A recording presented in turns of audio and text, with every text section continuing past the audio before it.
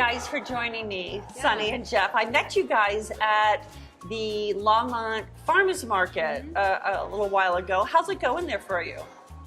It's going really well. We've had some really good weeks. The heat's been a little bit of an issue. Especially for chocolate. With samples, but how are people responding? Yeah, really good. We set about it not really knowing what to expect as far as how many people would stop by and our sales, but it's gone really well. And honestly, like, part of our goal with setting out to do the farmers market was just like getting to know people and meeting people in our community, and we've definitely achieved that through the market. You know, you have jobs, but what possessed you to really start a business with Plains to Peaks? Yeah.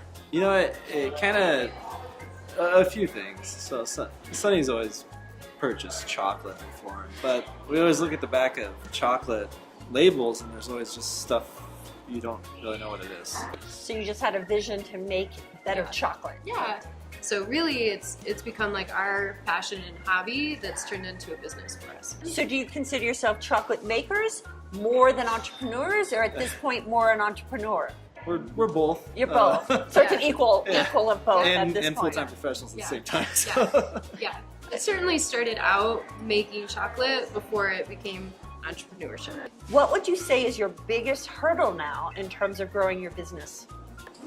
Scale. Yeah. Scale. Explain. There's no middle ground in chocolate baking. There's hobbyists and then there's big guys. And so we're mindful of scaling responsibly in the sense that we maintain our work-life balance. We don't rip each other's hairs out. And making sure that our product doesn't suffer. Right. If you go out and try to make a whole bunch of stuff right away without doing it thoughtfully, you're gonna miss out on something. Yeah. What kind of support have you found here in Longmont for your business?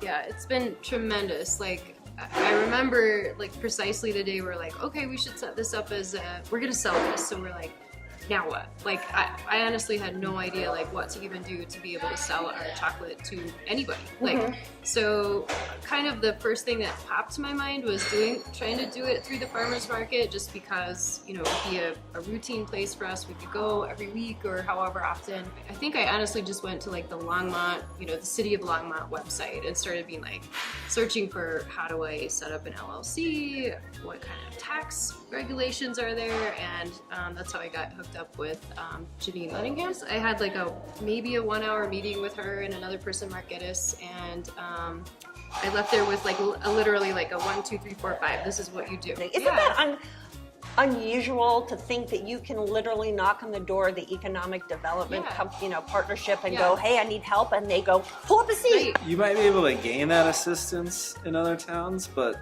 what's different is in Longmont, it seems like, is we still get emails from both of them. Just like, oh hey, heard about this, check this out. And it's not that like they're just going through the motions, they like genuinely ask us about how we're doing. So have you guys attended Longmont Startup Week or heard about it?